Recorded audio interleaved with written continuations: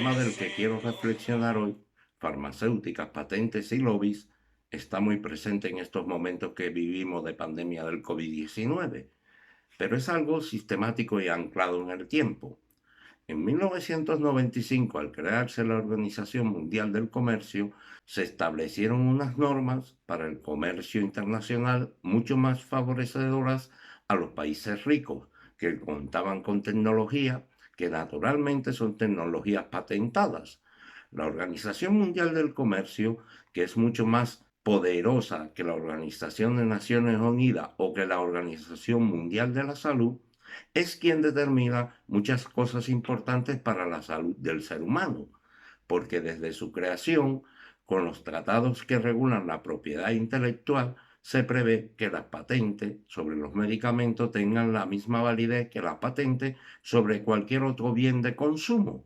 Cuando alguien patenta un medicamento, tiene 20 años de margen para venderlo en exclusiva al precio que considere oportuno, lo que va directamente contra el sentido de la Declaración de Derechos Humanos de las Naciones Unidas, organismo del que se supone depende la Organización Mundial del Comercio. Si alguien tiene el poder de vender un medicamento en exclusiva durante 20 años, hará cuanto esté en su mano para esconder todas las informaciones negativas al respecto de él y para exagerar sus ventajas. Si además los estados no controlan la publicidad que puedan hacer, nos dejan en manos de gente que vende cosas a sabiendas de que pueden afectar a la salud.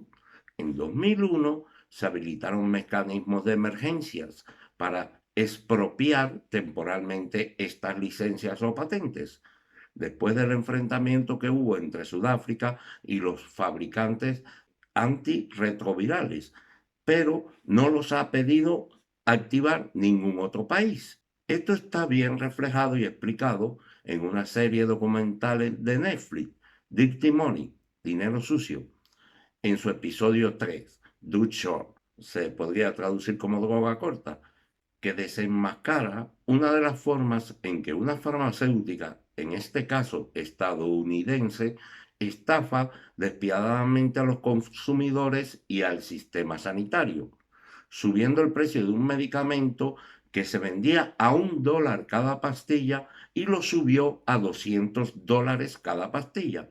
Así subió el valor exponencialmente en la bolsa de esta farmacéutica, pero que no suponía que la farmacéutica vendiera más dosis del medicamento, sino porque aumentó el precio del medicamento, con el consiguiente enriquecimiento de los accionistas a costa de la salud de las personas. Observamos aquí también en este documental muy detallado y claro cómo el dinero público de los impuestos de los ciudadanos y ciudadanas está basado a manos de esta farmacéutica, que funciona con principios especuladores y mafiosos sin importarles ni la salud ni la vida de los enfermos.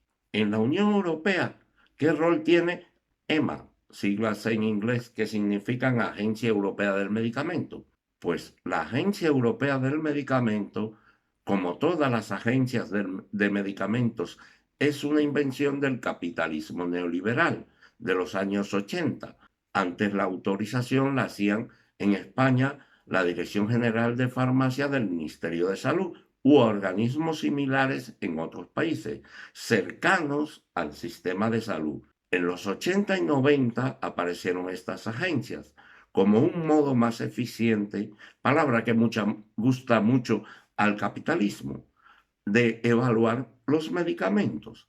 Estas agencias dicen, abro comillas, no, lo que nosotros hacemos es regular el mercado, no regulamos el uso del medicamento en el sistema sanitario, cierro comillas.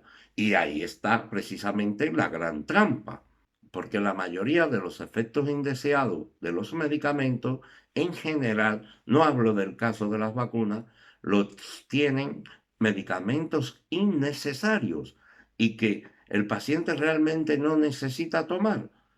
Y cuando se lo dices a la Agencia Europea del Medicamento, esta responde, y abro comillas, que no es su función mirar si un medicamento se usa bien o mal.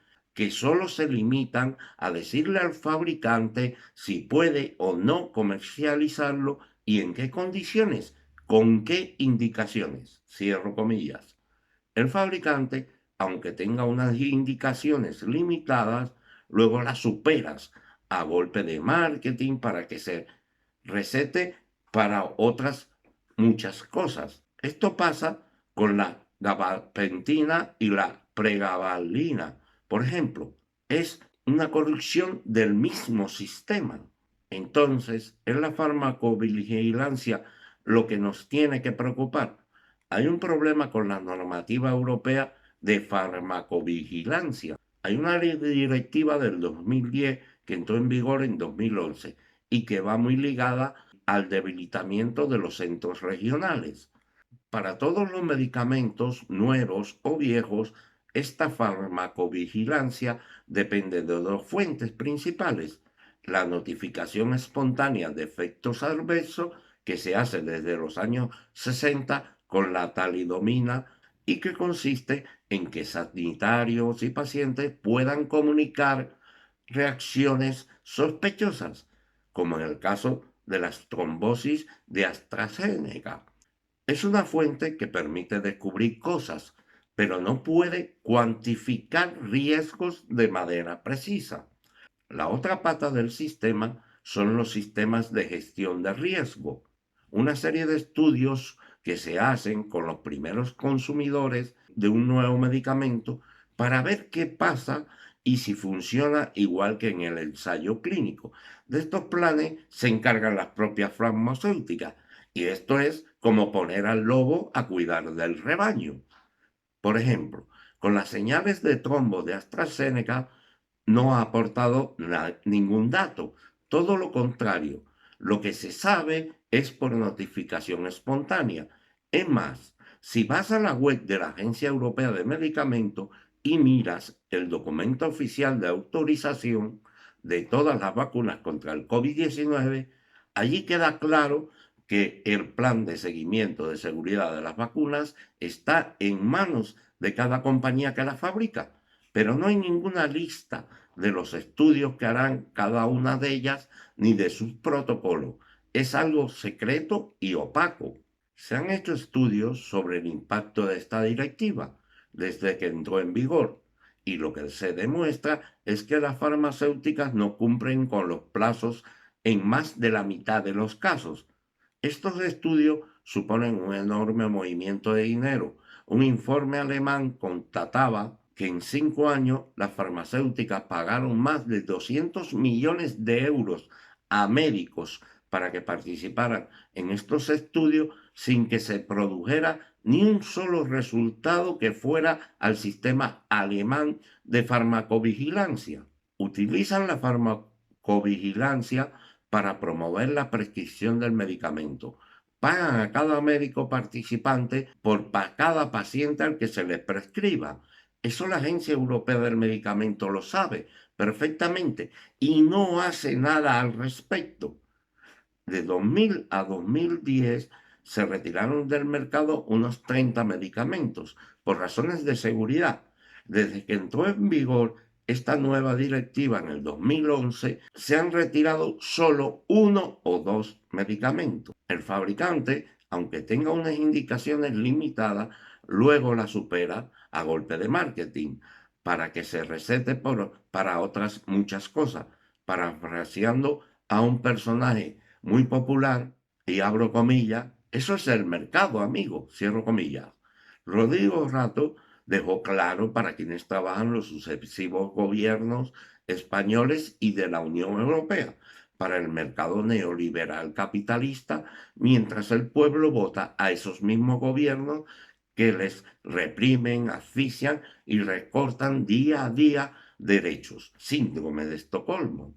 Un estudio del Observatorio Corporativo Europeo de 2015, en el informe, alerta de la desigualdad de fuerzas entre las farmacéuticas y de la sociedad civil. Estas corporaciones, o sea, las farmacéuticas, cuentan con 176 lobistas y hasta 113 pases de libre acceso al Parlamento Europeo. frente a 48 agentes registrados por los colectivos civiles. Y esto siempre según las cifras oficiales del registro de lobistas de Bruselas, que es de carácter voluntario en concreto. Y según el estudio, las farmacéuticas presionan para impulsar, y podemos poner, por ejemplo, el TTIP, intentando prolongar el periodo de concesión de patentes y combatir a los medicamentos genéricos. De hecho, el Observatorio Corporativo Europeo apunta también que las empresas buscarían reducir aún más la transparencia sobre los ensayos clínicos de los nuevos fármacos, que ellas mismas realizan, y en definitiva presionar para lograr la armonización de estándares de seguridad de protección del consumidor a la baja. En España, la pandemia del COVID ha actuado como detonador de una gigantesca crisis que se venía gestando hace tiempo. 15 meses después de su inicio, a pesar de que sus dramáticas consecuencias exigen poner todos los recursos de la sociedad al servicio de la supervivencia colectiva, constatamos que la crisis ha hundido a centenares de miles de pequeñas y medianas empresas y ha supuesto el despido de millones de personas, muchas de ellas sin contrato y por tanto sin protección social de ningún tipo. El hundimiento de las condiciones de vida ha asociado a los barrios obreros y coloca al borde del precipicio sin esperanza alguna a la juventud. La COVID-19, como todas las epidemias a lo largo de la historia, se ha cebado en la clase obrera, en los sectores excluidos en los que se acumulan los factores de más riesgo, como son la infravivienda, el hacinamiento en los transportes, las deficientes condiciones laborales, el agotamiento por largas jornadas laborales, malnutrición, etc. En estos sectores donde se multiplica el COVID y todas las enfermedades, no se ha hecho absolutamente nada para mejorar una situación que, por el contrario, empeora día tras día.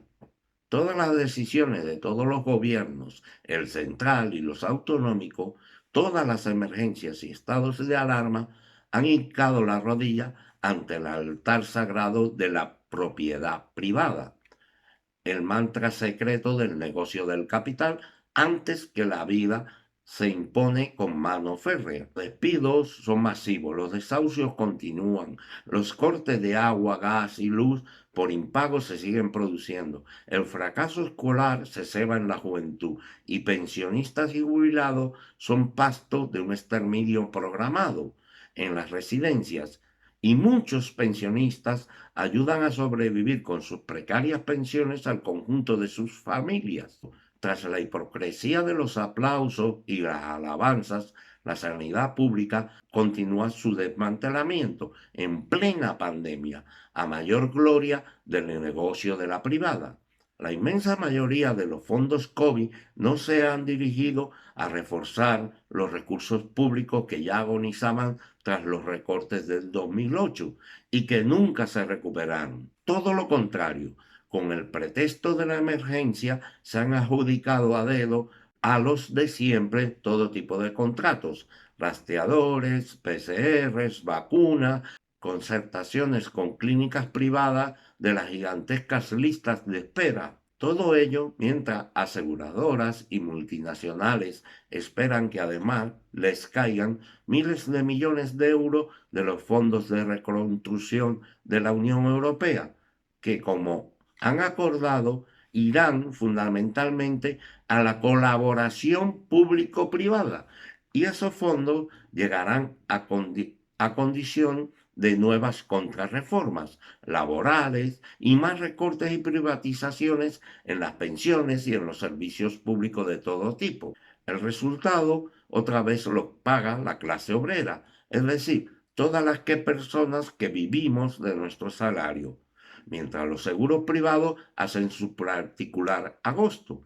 Más de 9.000 millones de facturación en el 2020, el mayor crecimiento en pólizas de seguro en los últimos 15 años.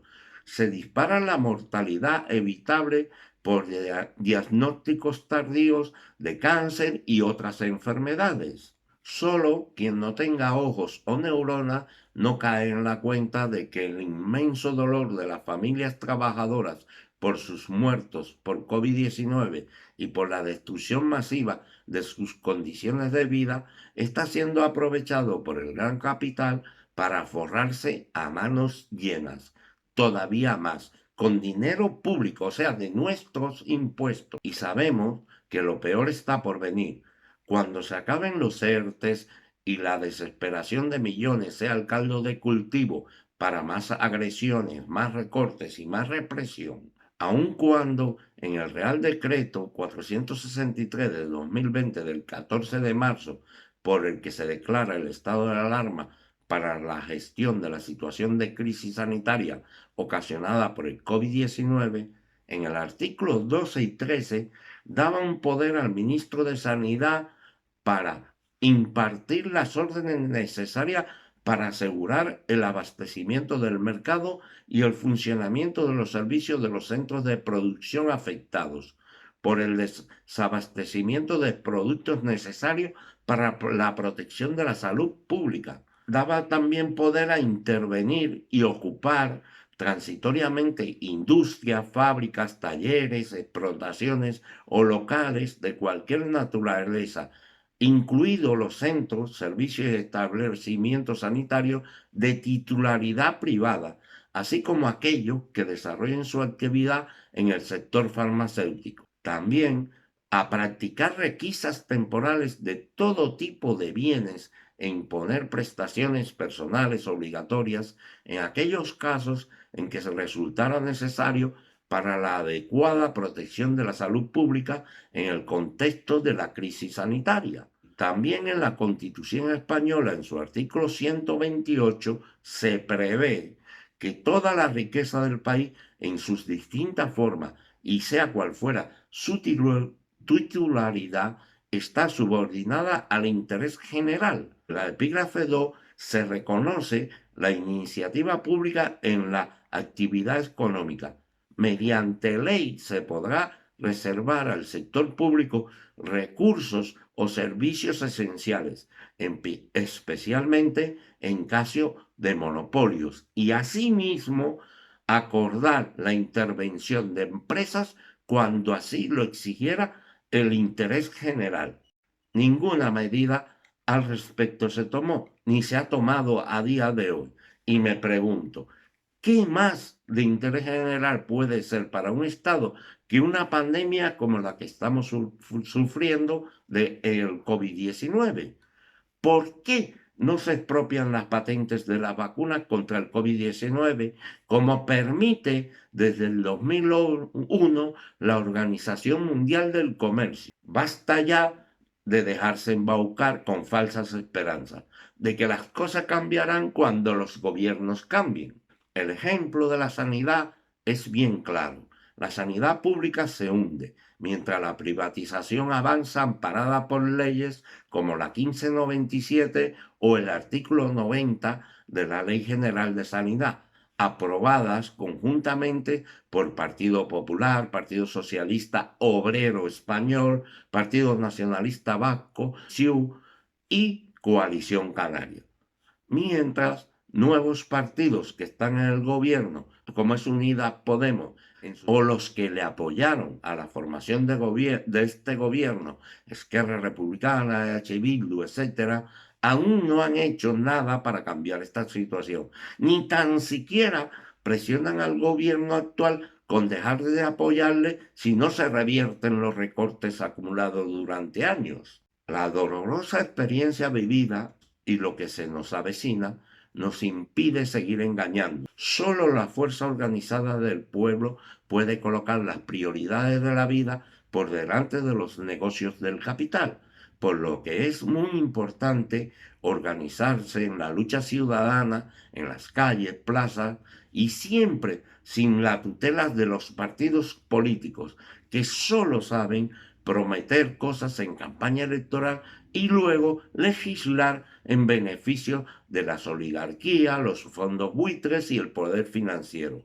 Para recuperar lo que es nuestro ese es el único camino. La unidad, la solidaridad, la unión de los diferentes colectivos sociales en una única fuerza organizada con todas las reivindicaciones individuales unidas, pues está demostrado en la historia de la humanidad que la unión es la única fuerza motora capaz de generar cambios imprescindibles para disfrutar de una vida digna, como está recogido en la Carta de los Derechos Humanos.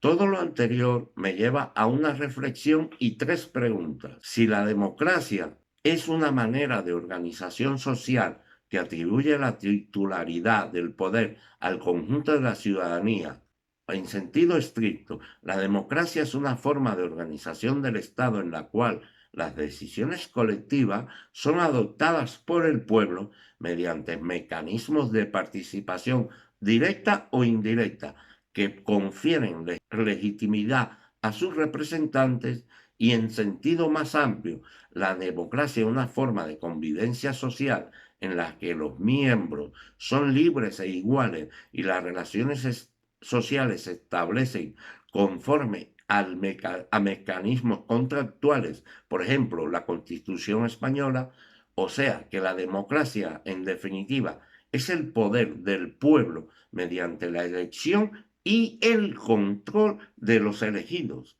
Entonces, ¿por qué permitimos que los elegidos para el Parlamento Europeo y también para el Parlamento Español legislen en favor de farmacéuticas, poderes financieros, fondos buitres, banqueros, especuladores, etcétera, y no para quienes los elegimos? ¿Por qué los países europeos y España se autoproclaman como democracias plenas? ¿Despertaremos algún día? Como siempre os digo, las conclusiones son vuestras. Cuidaros mucho, uniros y nos vemos en las luchas en la calle por los derechos. Suscribiros al canal, compartir el vídeo con vuestros contactos y amigos y si os ha gustado, dar al like. Del vampiro que vive de